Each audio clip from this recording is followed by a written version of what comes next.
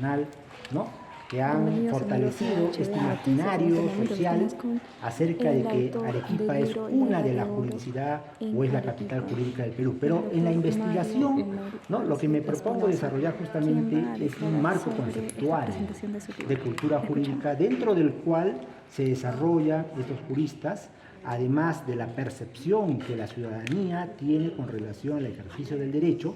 Esto sería la cultura jurídica externa, y respecto de la cultura jurídica interna, los centros de enseñanza superior en donde se forjaron estos juristas y las conexiones, además, o nexos que existen entre la sociedad y el derecho, ¿no? O sea, esa ha sido mi propuesta, además también de incluir otras vías de conocimiento de lo que sería la tradición jurídica, historia de las mentalidades, historia del pensamiento jurídico, ¿no?, que se relacionan con el autor y su obra. O sea, no es un trabajo que solo se reduce a ocuparse del autor y su obra, sino que pretende mostrar un contexto un poco más amplio, ¿no?, desde el punto de vista de la estructura económica, de la estructura social, de la estructura jurídica, de la estructura política.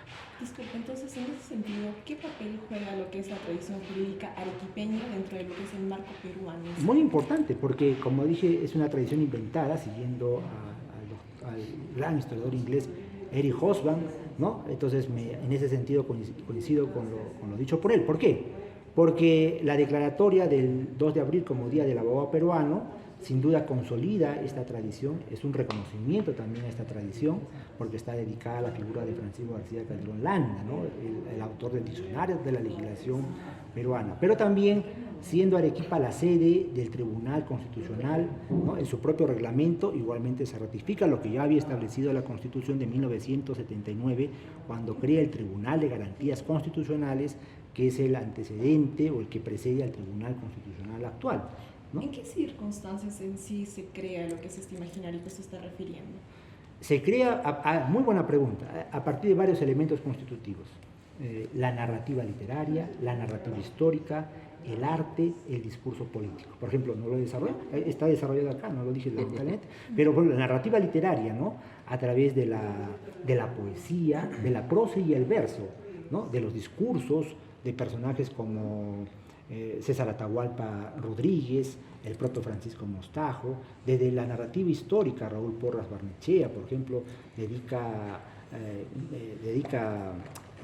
párrafos de un discurso que leyó con motivo del centenario del nacimiento de Toribio Pacheco, a reconocer que en Arequipa habían nacido los principales juristas del Perú. O sea, esto es muy recurrente entre los intelectuales limeños, ¿no?, y también arequipeños, el de reconocer eso. El arte, por ejemplo, ¿no?, los vitrales de la Corte Superior de Justicia que hizo Teodoro Núñez Rebasa, ahí se puede apreciar todos esos juristas que participaron, no solamente ocuparon cargos importantes, sino que también participaron de guerras civiles, de revoluciones, que son otra tradición arequipeña, la tradición revolucionaria. Este es un lenguaje no verbal, que serían los vitrales, y que fortalece la tradición jurídica, ¿no?, y que cualquiera de nosotros cuando pasa pues levanta la mano y dice, ¿quiénes son esos señores?, ¿no? ¿Por qué están ahí? Entonces eso alimenta mucho más, como repito, el imaginario social.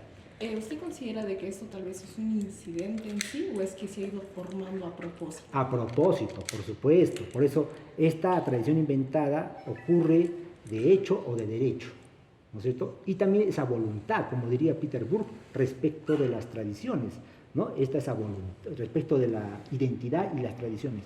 Se hace a voluntad, no es espontánea necesariamente. Bueno, es espontánea en la medida de que aparece el elenco de juristas, ¿no?, pero a voluntad, desde que se van